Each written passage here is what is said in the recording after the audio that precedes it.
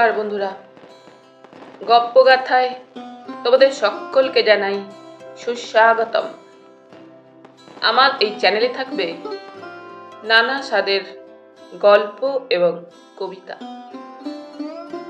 সেই সমস্ত শুনে যদি তোমাদের ভালো লাগে অবশ্যই একটা লাইক করো এবং মতামত পাঠিও, যেটা আমার কাছে অত্যন্ত দামি।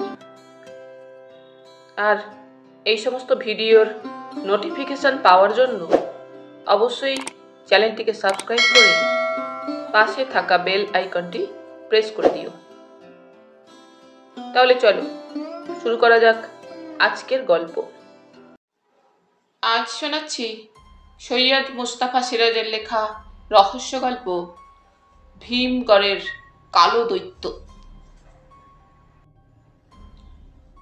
সরকারি ডাক বাংলো থেকে বিকেলে বেরোনোর সময় চৌকিদার শুকলাল হিন্দি বাংলা মিশিয়ে যা বলেছিল তার সারমর্ম ছিল এরকম: পশ্চিমে সবচেয়ে উঁচু আর ন্যাড়া পাহাড়ের উধারে বাস করে এক কালা দেও, অর্থাৎ কিনা কালো দৈত্য।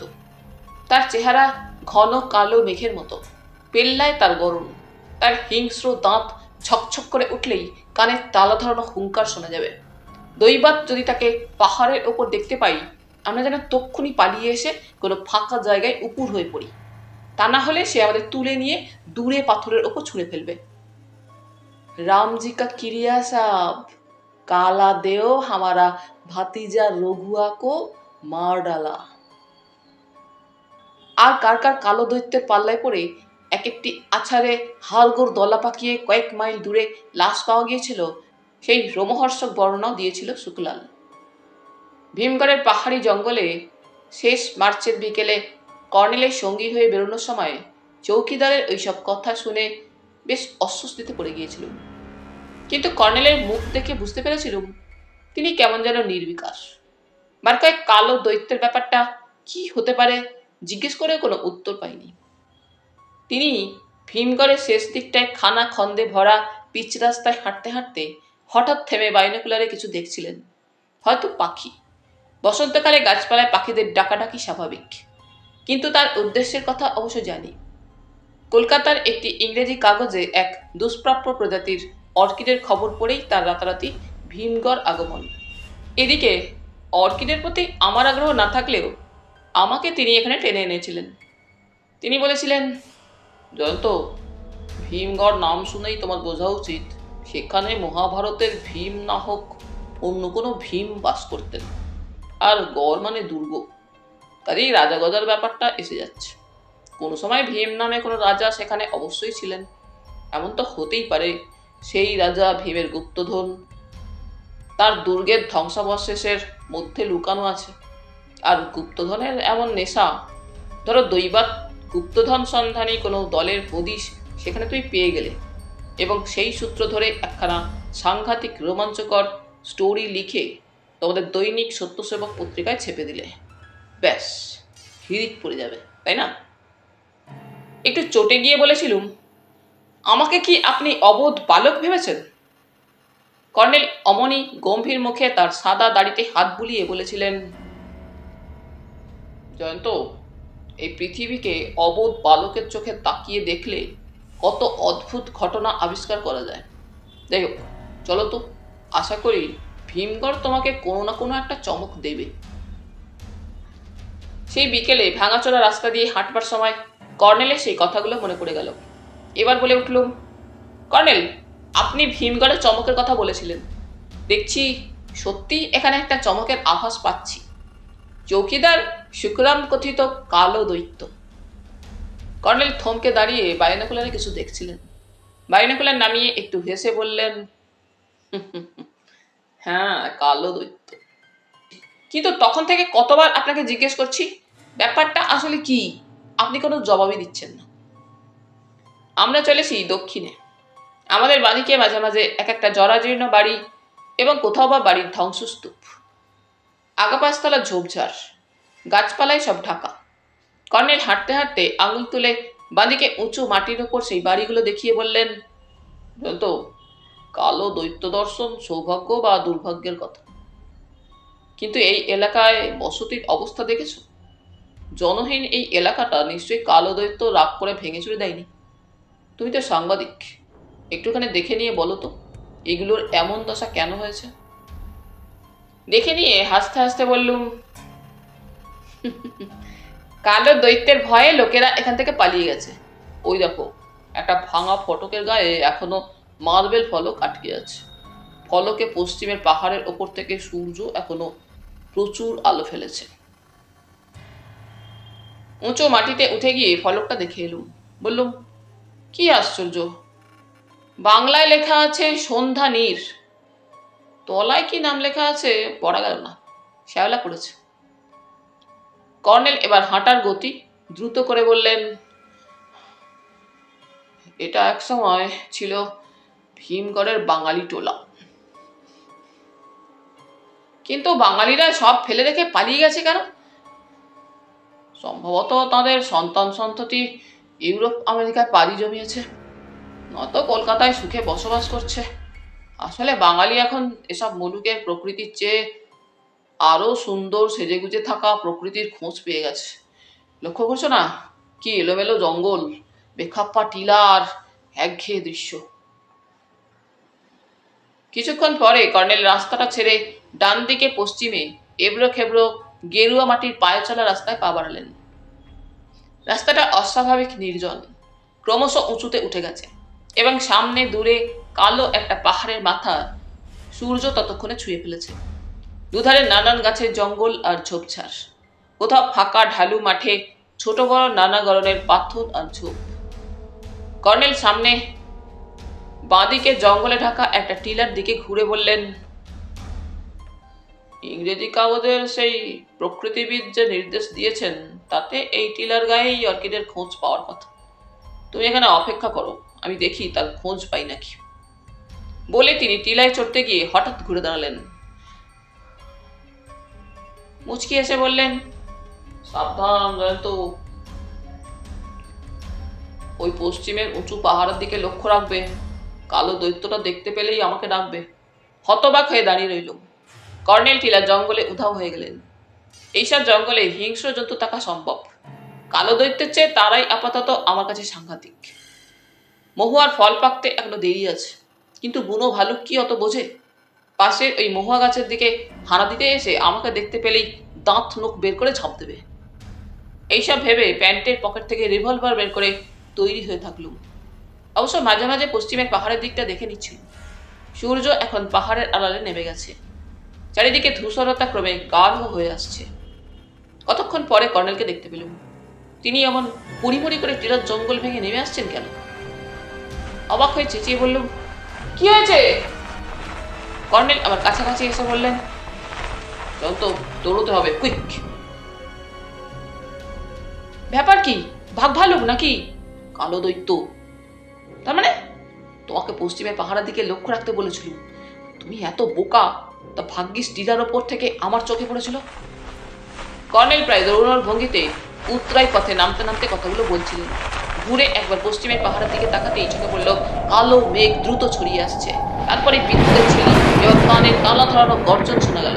দৌড়তে দৌড়তে বলল, ওটা তো মেঘ। কর্নেল ততক্ষণে ডান দিকে ফাঁকা মাঠে নেমে গেছেন।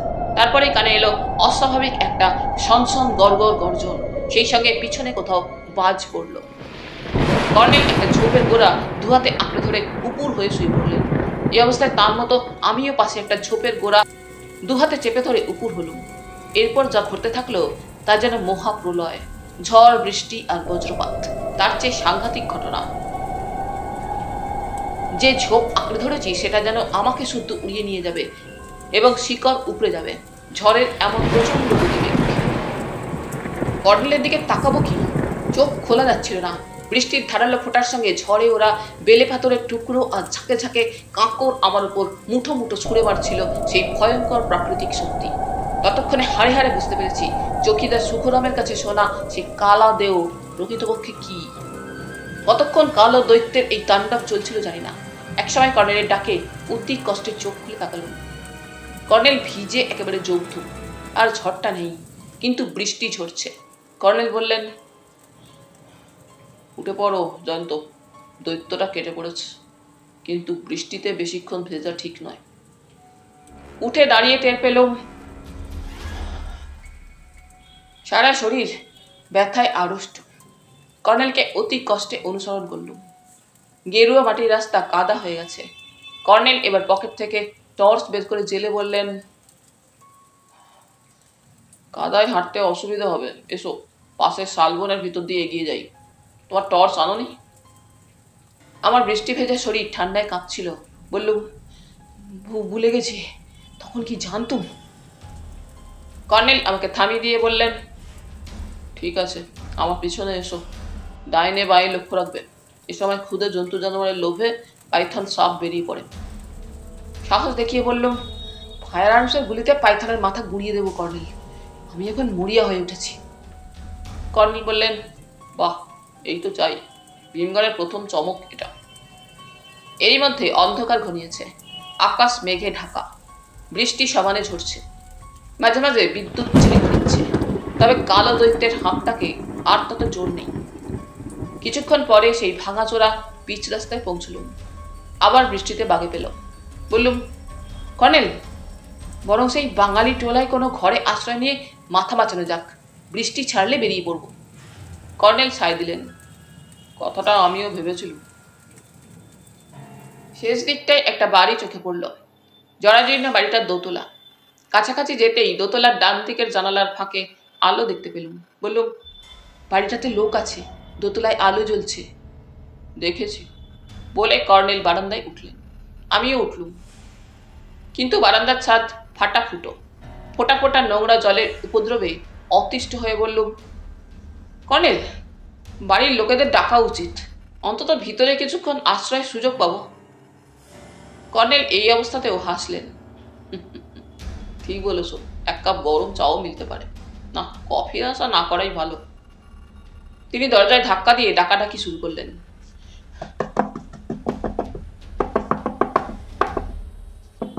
কে আছেন? কিছুক্ষণ পরে ভিতরে আলোর ছটা চোখে পড়ল। তারপর দরজা খুলে গেল। একজন বেটে মোটাসোটা লোক হাতের হেরিকেন একটু তুলে বাংলায় বললেন, বলুন আজ্ঞে।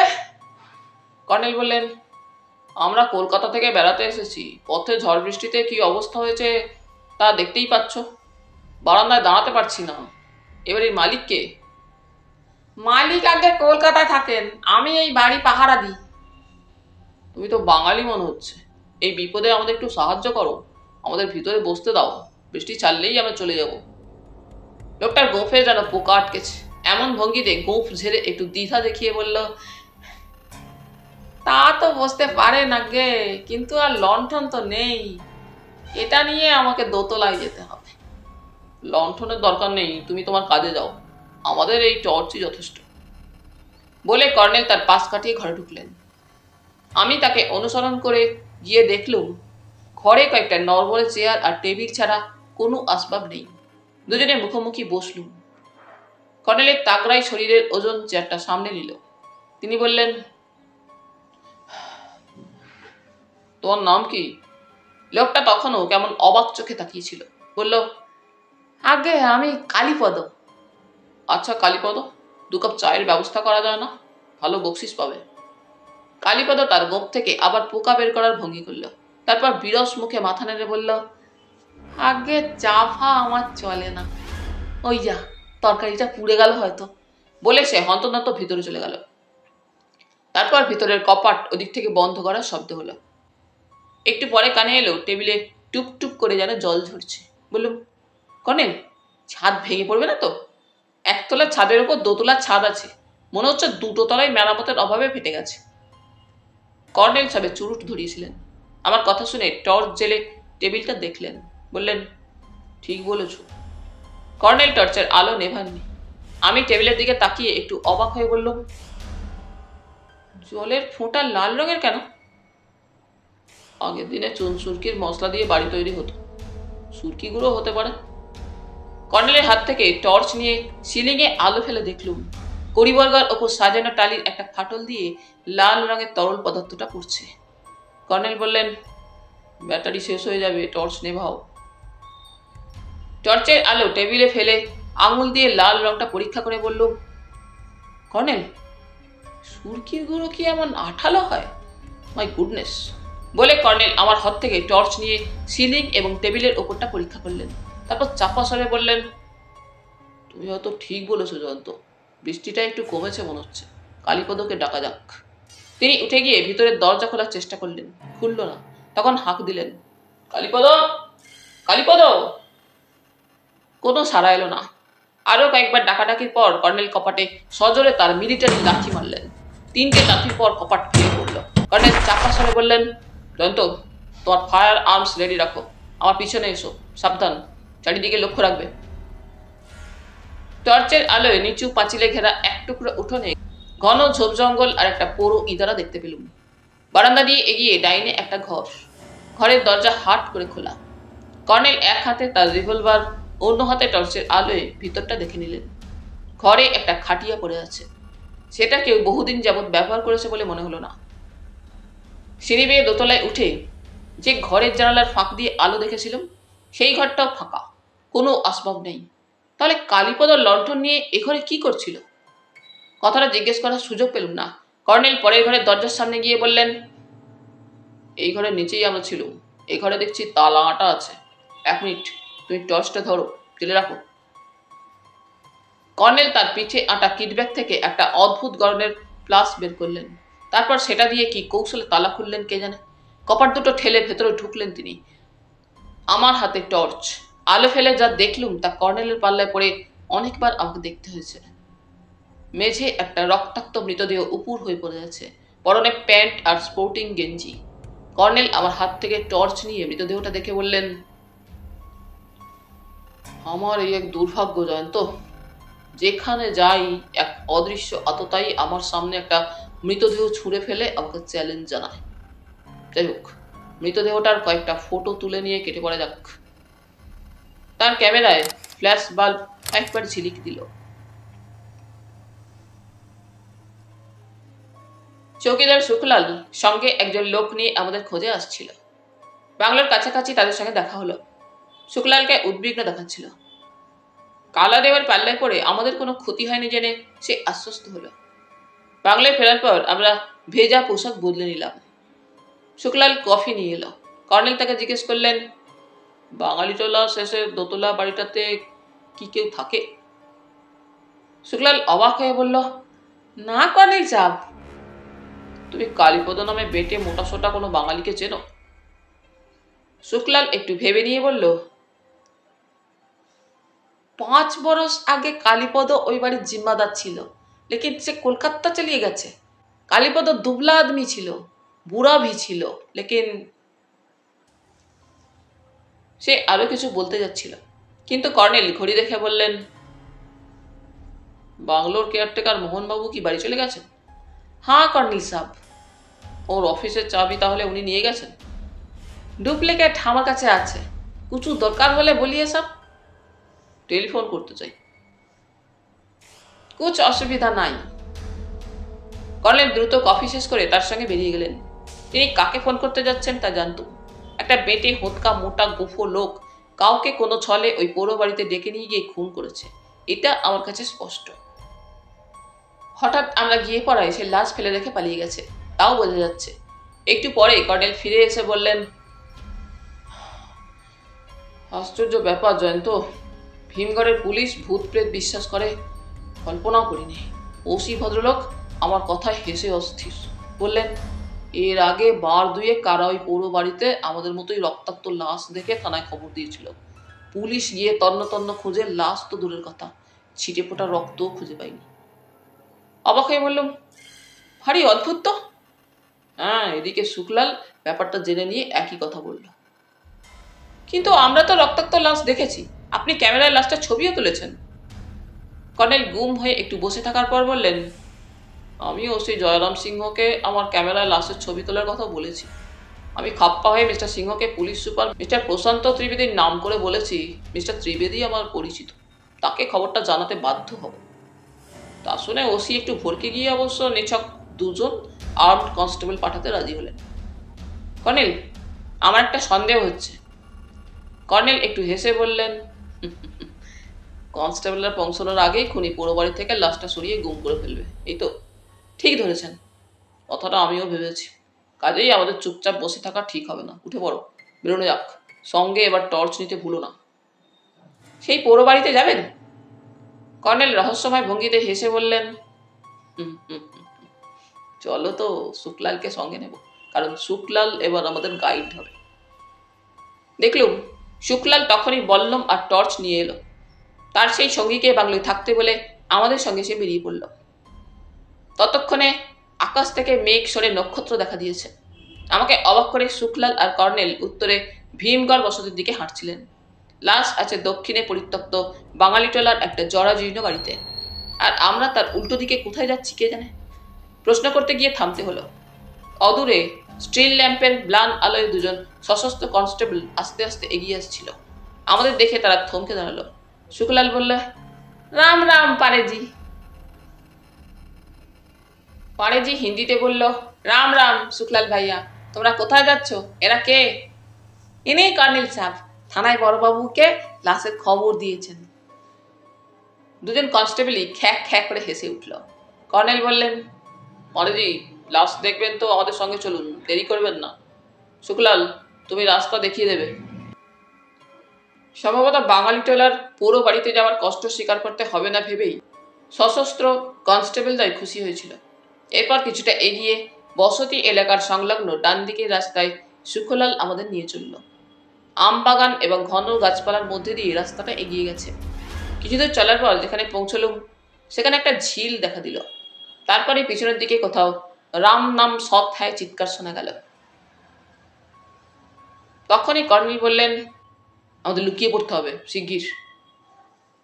ঝোপের আড়ালে আমরা লুকিয়ে পড়লুম। ক্রমশ রাম নাম সৎ হ্যায় চিৎকার কাছেই শোনা গেল। কর্নেল পাণ্ডেজিদের চাপ্পা স্বরে হিন্দিতে কিছু বললেন।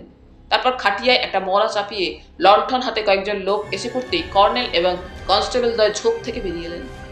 কর্নেল টর্চের আলো জেলে উদ্যত রিভলভার হাতে গর্জন করে উঠলেন, থামো, নইলে গুলি করব। টর্চের আলোয় সেই জাল কালীপদকে দেখতে পেয়েছিল। সবার আগে লণ্ঠন ফেলে দিয়ে সে পালাতে যাচ্ছিল। পাণ্ডেজি তাকে ধরে ফেলল, কিন্তু বাকি লোকেরা খাটিয়া ফেলে ঝোপের মধ্যে উধাও হয়ে গেল। কর্নেল খাটিয়ার কাছে গিয়ে বললেন, এই সেই ভুতুড়ে লাশ। শুক্লাল, দেখো তো চিনতে পারো কিনা। শুক্লাল লাশের মুখ দেখে আঁতকে উঠে বলল, আরে এ তো প্রসাদজি আছেন। পাণ্ডেজি গুফো লোকটার পিঠে রাইফেলের বাটের এক খোঁচা মেরে বললেন, কর্নেল সাহেব, এই লোকটার নাম মগনলাল, দাগি খুনি, এলাকার ডাকুদের সর্দার। অপর কনস্টেবল বলল, হায় রাম, প্রসাদজি তো খুব ভালো লোক ছিলেন, এই শয়তানটা ওকে খুন করলো কেন? কর্নেল বললেন, আমার ধারণা এই প্রসাদজিকে ফাঁদে ফেলে মগনলাল খুন করেছে। মাত্রা কিসের তা যথাসময় জানা যাবে। পারেজি, আপনি আসামিকে নিয়ে থানায় চলে যান। ওসি মিস্টার সিংহকে খবর দিন।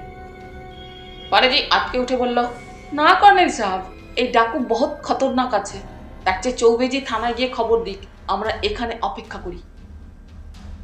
অপর কনস্টেবল চৌবেজি টর্চের আলো জ্বালতে জ্বালতে কাঁধে বন্দুক রেখে যেভাবে হেঁটে গেল, মনে হলো মগনলালের অনুচরদের আচমকা হামলার ভয়ে সে বেজায় আড়ষ্ট। কর্নেল বলেছিলেন, হাত পেতে প্রসাদজি নামে ওই ভদ্রলোককে মগনলাল খুন করেছে। আর বাংলার চৌকিদার সুখলাল বলেছিল, প্রসাদজি খুব ভালো লোক ছিলেন। কিন্তু পরদিন সকালেই আসল ঘটনা জানা গিয়েছিল। কিভাবে জানা গিয়েছিল সেটাই শেষ চমক বলা যায়। ভোর 5টায় আমাকে বিছানা থেকে উঠিয়ে কর্নেল বলেছিলেন, চলো জয়ন্ত, আমার রদ দেখা কলা বেচা 2 হয়ে যাবে। সেই পুরো বাড়িতে সারা রাত পুলিশের পাহারার ব্যবস্থা করতে বলেছিলুম। সেখানে গিয়ে দেখি কি অবস্থা। তারপর অর্কিডের খোঁজে এক চক্কর ঘুরবো। চিন্তা করো না, ফ্লাস্ক ভর্তি কফি আর প্রচুর বিস্কুট সঙ্গে আছে। কি আর করা যাবে, কর্নেলের পাল্লায় পরে অনেকবার জেরবার হয়েছি, এবারও হতে হবে। হাঁটতে অবশ্য ভালো লাগছিল। বসন্তকালের ভোরবেলায় পাখিদের ডাকে কি এক মায়া আছে। সেই পুরো বাড়িতে গিয়ে দেখছিলুম ভিতরের বারান্দায় সেই জীর্ণ খাটিয়ায় একজন কনস্টেবল শুয়ে তখনও নাক ডাকাচ্ছে। বাকি 3 জন বারান্দায় মেঝের থামে হেলান দিয়ে বসে আছে। আমাদের সাড়া পেয়ে তারা উঠে দাঁড়ালো। কর্নেলের প্রশ্নের জবাবে তারা এক বাক্যে বলল, রাত্রে একটা চুহা অর্থাৎ ইঁদুরের শব্দও তারা শোনেনি।